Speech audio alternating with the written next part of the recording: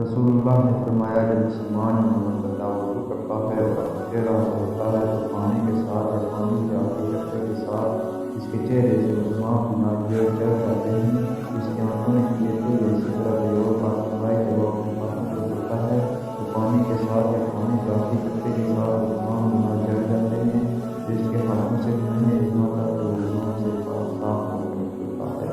امام ترمذی کی حدیث ہے حسن صحیح۔ اس بات میں عثمان صناعی عمر بن حفصہ سلمان اور عبداللہ بن عمر رضی اللہ تعالیٰ عنہ سے یہ حدیث آئی ہیں۔